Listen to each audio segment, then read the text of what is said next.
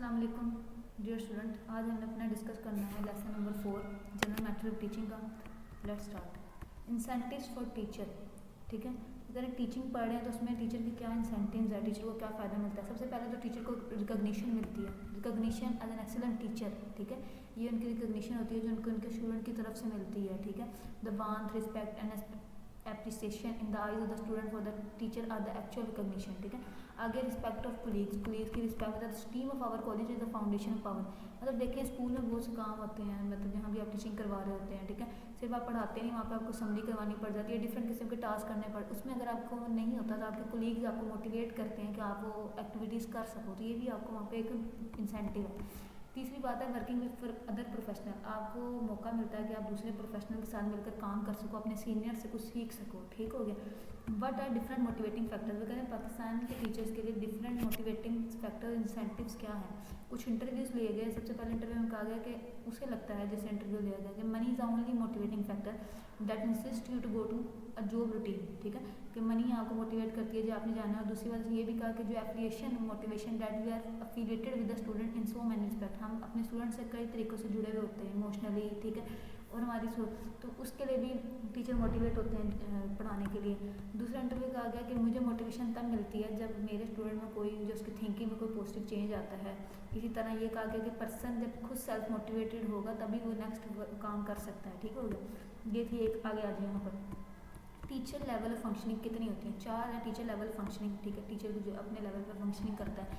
एक होता है इंटेंशनली डिसइनवाइटिंग, मतलब वो किसी इस फंक्शनिंग में करता है कि टीचर कोई सजेशन नहीं लेता किसी दूसरे से। ठीक है, यानी अपने आइडिया शेयर नहीं करता, उनसे कुछ सजेशन नहीं लेता।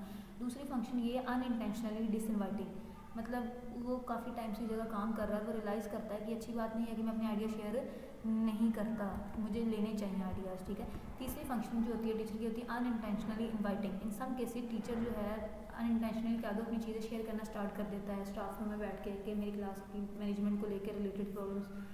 तो ये चौथी फंक्शन ये है इंटेंशनल इन्वाइटिंग, मतलब ये highest level of teacher development जिसे कह सकते हैं इंटेंशनल इन्वायरमेंट। एंड सीरीज भी आपका बन सकता है कि this is the highest level of your teaching development. क्यों? क्योंकि आप इसमें रियलाइज़ करते हैं कि आप हर चीज़ नहीं जानते, आपको अपने सीनियर से ओपिनियन लेनी चाहिए। इससे आपके क्या होगी, आप डिफरेंट किस्म की फ्लोर मिस्टेक जो है वो अपनी जो मिस्टेक है ख़त्म कर सको। ये सबसे अच्छी बात है कि आपको हर चीज़ नहीं आता। शेयरिंग करने से आपके बहुत से मामला हल हो जाते हैं, अदरवाइज जो अकेले बैठ के आप सोचते हैं ये करते हैं। ठीक है, आगे teacher as a decision making. अगर टीचर को अगर फैसला साथ कहा जाए कि वो डिसीजन मेकिंग है तो वो क्या क्या डिसीजन कर सकता है और क्या क्या नहीं कर सकता। सबसे पहले but to teach no autonomy, मतलब ऑटोनॉमी का मतलब होता है इंडिपेंडेंट। ठीक है, मतलब इसमें उसे कोई आज़ादी नहीं होती, उसे ये आज़ादी नहीं है कि वो ये डिसाइड कर सके उसे क्या पढ़ाना है, क्योंकि ये फाउंडेशन जो एजुकेशन मिनिस्ट्री होती है वही इसको डिसाइड करती है।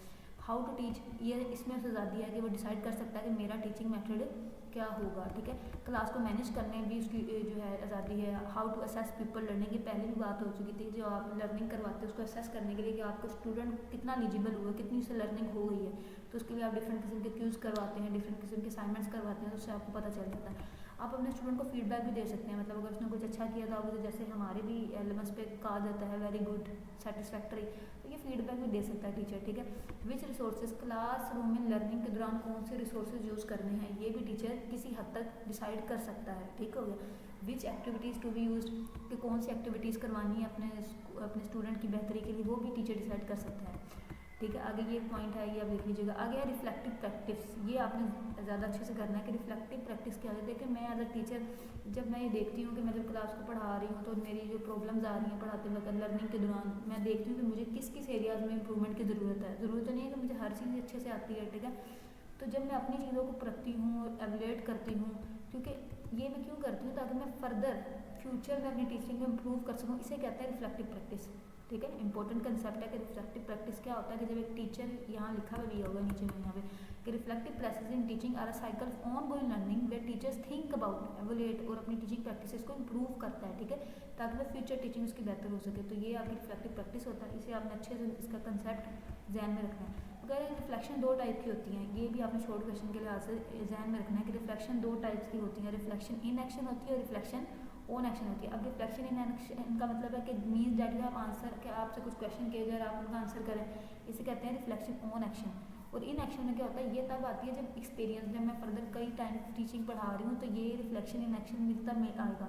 देखिए, once a teacher in a class he need to reflect all our action, the reflection every action at the same moment when the action is being taken, मतलब वो फ़ौरन देखेगा कि मुझे कहाँ बेहतरी की जरूरत है, अपने एक्शंस को एवोल्यूट करेगा। ठीक है, तो ये अब आपने देख लेना है। To be reflective practitioner means a lot of hard work and aptitude to learn. ठीक है, अगर हम इस तरह करते हैं तो इसका मतलब हम ज़्यादा सीखना चाहते हैं, ज़्यादा अच्छा करना चाहते हैं। इंसान को चाहिए कि वो जिस फील्ड में भी रहे उसमें एक हद तक ट्राई करे कि वो उसमें अपना बेहतर कर सके। ठीक है, आगे आप ये लेक्चर देख लीजिएगा।